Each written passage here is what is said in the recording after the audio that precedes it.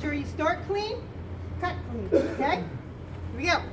Every Thursday night, there's a unique sound coming from the First Presbyterian Church of York.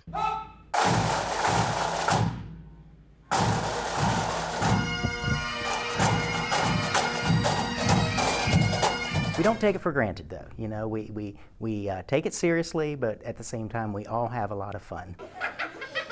We are one big band family. While the Kiltie Band of York certainly sounds and moves like one, there's no one path to the bagpipes. I was at a bar. I had more free time. We were at the PA Renaissance Fair. I was looking for balance in my life, and I mentioned to my wife that I would just love to learn to play an instrument. And I saw Sean McEwen playing Thunderstruck on the bagpipes, and I said, I need to learn to play that instrument. I have no musical ability, never played anything in my life. I said, hi, my name's Paula Axe, and I'd like to learn how to play the bagpipes.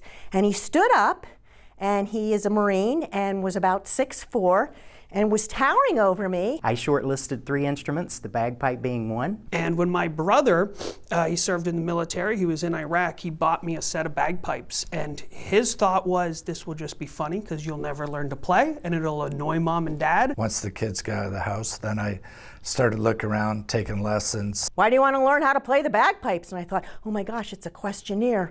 And I said, and he goes, for the free beer? And I said, there's free beer? While those stories might differ, the story of the Kiltie Band of York dates back to 1928.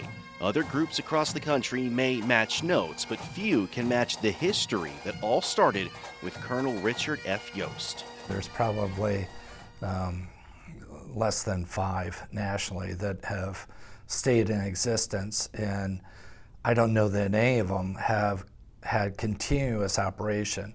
To sit there and look and say, oh, this pipe major from, 1970, for me, I'm like, wow, that's, 1970, then 1960, 1950, and it just keeps going back to 1928, and it's phenomenal. And there's a phenomenal demand for the band this time of year. March is really the kickoff for the parading season.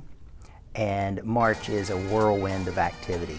Even though St. Patrick's Day is, technically an Irish holiday, everyone wants to hear the Scottish bagpipes play. There's always the joke, people don't like the bagpipes, but, at least one day a year, everybody loves the bagpipes, at least a well-played bagpipe. From parades to shows to bar crawls, they love to entertain. But getting out also lets people talk to them and maybe even find a future in the Kiltie Band of York. I think if we have a better opportunity to sit down with people one-on-one, we can go through them and show that we've got a lot of us in the band that have no musical background, and then we do have other people in the band that have had musical degrees, so there's a huge spectrum. Christine, myself, Sean, we all teach lessons, and then we have a lot of drumming students that are younger people, so hopefully it brings the next generation into playing pipes and drums. When it's time for the shamrocks and green decorations to come down, you can still find the band playing throughout the year and throughout the Mid-Atlantic region. From the celebrations. We are fortunate to have a place to practice here at First Presbyterian Church, and in return, we perform 2 services for Christmas Eve, and those are my 2 favorite events of the year. To the more somber. We'll do stuff for the firefighters. Unfortunately, the band has been involved with the memorial services for the police officers. The group, which is a nonprofit, continues to be the soundtrack for some of the biggest events throughout the region. Thank you, Burning Bridge. Happy St. Patrick's Day! While some faces in these photos have passed away, moved away, or just no longer have the time, the band, at 98 years young, shows no signs of slowing down. Alex Colley, Fox 43.